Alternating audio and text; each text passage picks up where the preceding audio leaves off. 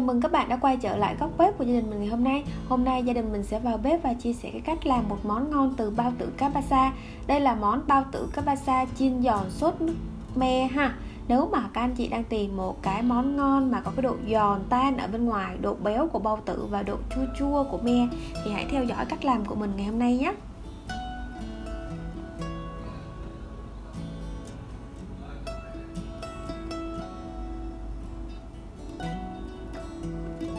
Và đây là tất cả nguyên liệu có. Đầu tiên mình sử dụng ở đây là bao tử cá ba sa, thì cái tỷ lệ thì tùy thuộc vào gia đình của mình nha.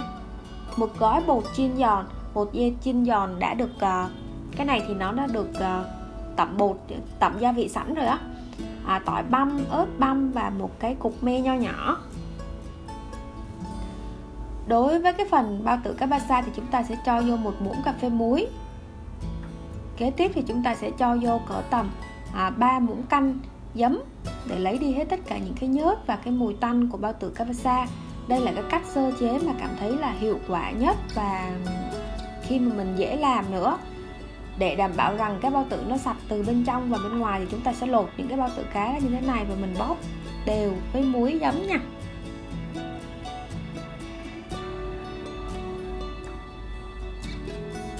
Khi mà đã bóp đều rồi thì chúng ta sẽ mang đi rửa lại với nước lạnh. Quay lại thì chúng ta sẽ bắt lên bếp một cái nồi và mình cho vô đây cái nồi nước này một xíu bột ngọt, 1/2 muỗng cà phê muối, kế tiếp là một muỗng canh giấm. Và khi mà cái hỗn hợp này nó sôi lên thì chúng ta sẽ cho cái phần bao tử cá vô và mình trần sơ qua nước nóng như thế này thì sẽ giúp cho cái bao tử nó sạch hết tất cả những nhớt và cái bao tử nó săn lại, khi mà mình chiên nó sẽ giòn hơn và nó không có bị hôi nha. Và khi mà đã trần sơ qua rồi thì chúng ta sẽ mang ra ngoài và mình rửa lại một chút cho nó ráo. Trong lúc đợi cái bao tử nó ráo thì chúng ta sẽ bắt lên cái chảo và cho vô dầu ăn ha.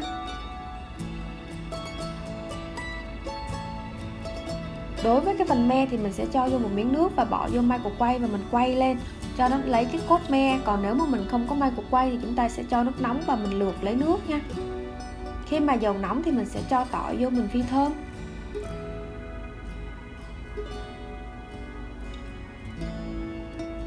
Khi mà cái phần tỏi đã thơm và vàng rồi thì chúng ta sẽ tắt bếp.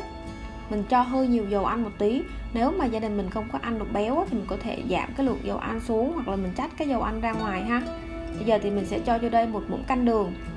Nhớ lưu ý khi mà cái tỏi vàng rồi thì chúng ta sẽ tắt bếp nha. Và mình sẽ cho vô một muỗng canh tương ớt, thêm một muỗng canh nước mắm nữa, một muỗng canh rưỡi nước mắm đi.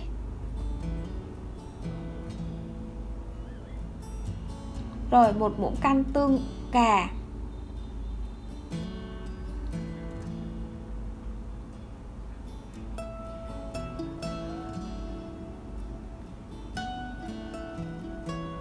và một muỗng canh tương ớt nhé.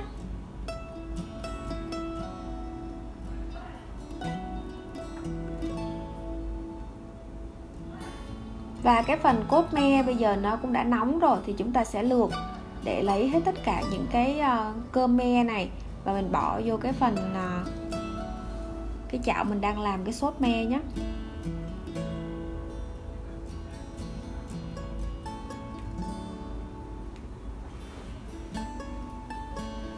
Rồi và chúng ta sẽ luộc cái nước me này ra. Bây giờ thì mình sẽ nấu lên cho cái phần sốt me này nó sôi lên và mình có thể nêm nếm điều chỉnh lại cho phù hợp với gia đình của mỗi gia đình. Và chúng ta sẽ nêm cho nó có cái vị chua cua nè, vị ngọt và vị đậm đà của nước mắm. Nếu mà được rồi thì chúng ta sẽ nêm vô đây một ít bột bắp vô cái phần nước để mình tạo cái độ sánh cho cái sốt me.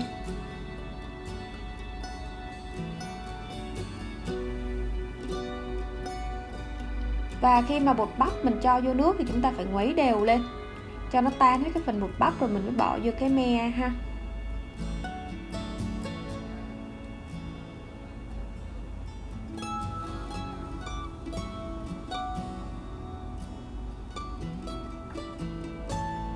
Rồi mình sẽ vừa ngoáy vừa độ và vừa ngoáy lại.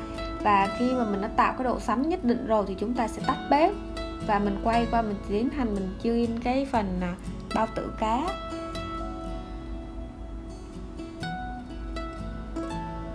Đó mọi người thấy không, cái sốt me nó sánh lên rất là ngon nè.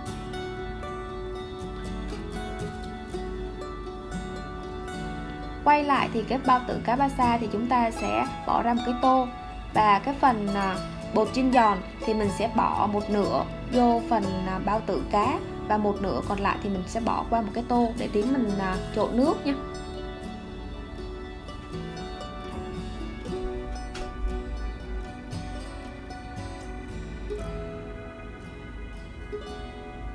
Cái phần bao tử cá thì chúng ta sẽ trộn đều lên để cho cái phần bao tử nó áo một cái lớp bột chiên giòn.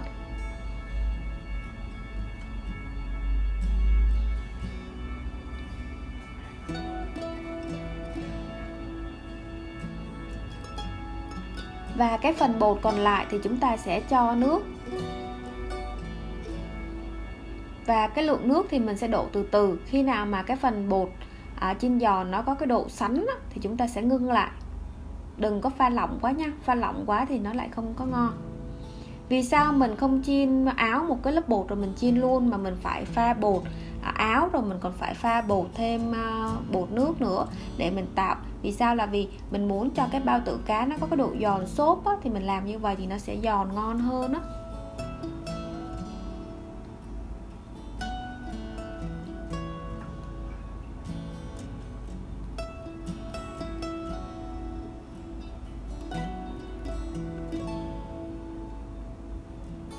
Ngoáy cho đều ha.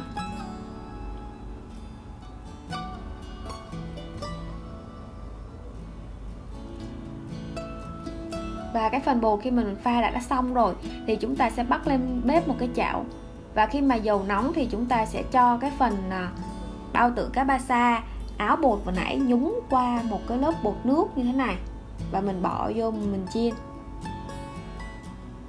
Thì làm như vậy thì cái bao tử cá ba sa của mình nó sẽ giòn xốp lên và nhìn nó rất là to, và khi mà mình ăn nó thì nó rỗng ở bên trong và nó có cái độ giòn tan ở bên ngoài. Đó, và mình cứ như vậy mình nhúng qua một lớp bột rồi mình bỏ vô và mình chiên vàng là được ha. Nhớ lưu ý rằng chúng ta không có được pha cái phần bột quá loãng, thì khi pha quá loãng thì mình làm nó lại không ngon.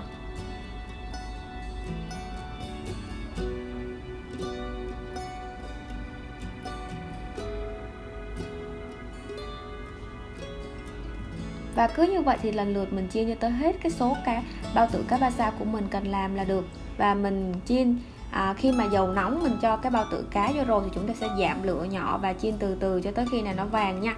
Đừng có chiên trên lửa lớn thì nó sẽ bao tử cá bên trong nó không có chín mà ở ngoài nó sẽ bị cháy đó.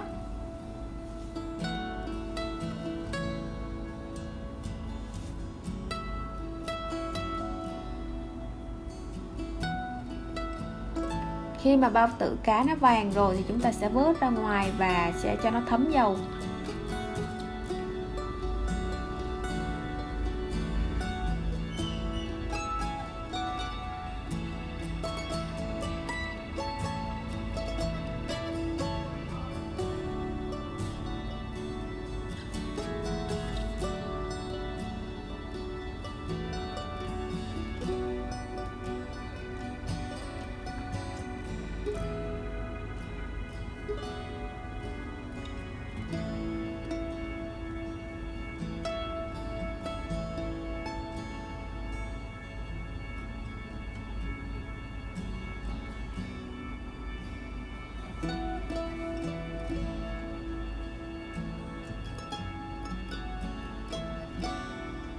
Và khi mà đã chiên xong thì chúng ta sẽ bày trí ra đĩa, và gần ăn thì mình sẽ chan cái sốt me lên để cho cái phần giữ được cái độ giòn của cái bao tử cá nha. Mình đừng có chan nhiều quá thì cái bao tử cá của mình nó sẽ bị mềm.